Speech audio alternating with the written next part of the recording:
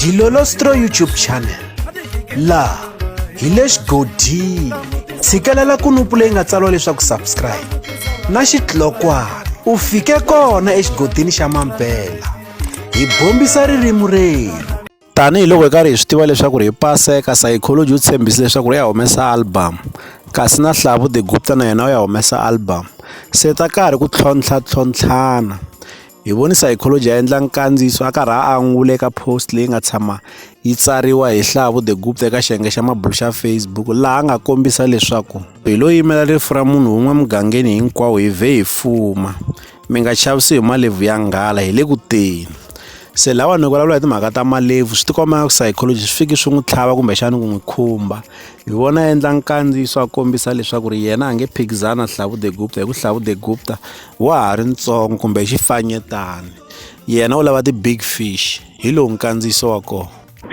titonge na iseko hi le kule se van'wana va le ku chamukeni la ve ri malevhu yo basa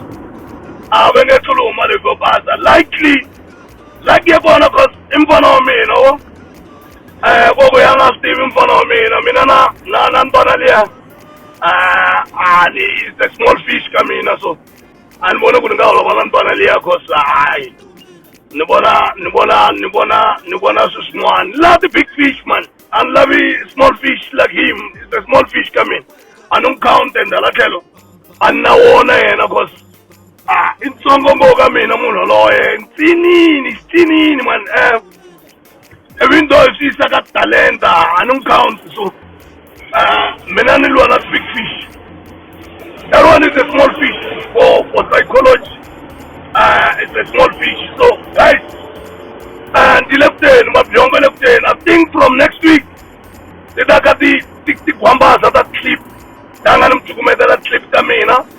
ta nga ni mphela swa kona swi nandziha ku va nyokofile mnyonyonya so malevhu yo basa mana mhentsene so ma swi tiva ku enkosi yin'wana so loyi a nga ta tlula mina guys na malevhu lama ni nga na makaya ra mina swi komba ku swo ka swiweya swi tati nga bangi kona tati upini ya a va ri chisa ya nambo hi mina n'wina hi le gamini hi ndlela yaleyo ya kuwa swin'wana a wu na swin'we nga xivenda tuke mtape ya to diyane pala ka pingwini a wu na swin'we n'wana mukala ta ze yi tiva xivenda loko ki nga yi tivi se hi ku swi tikomba nga ka ti le ku chavaneni xana i mani loyi a nga ta hluleka paseka ya lembe ra 2024 ke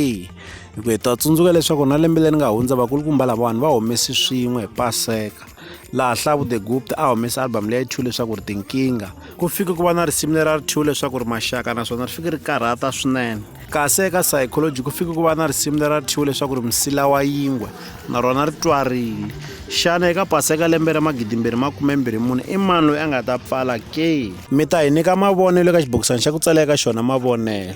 laha ka Dilolostro YouTube channel hi le xigodini leyi i channel ya n'wina ya ka Gasa.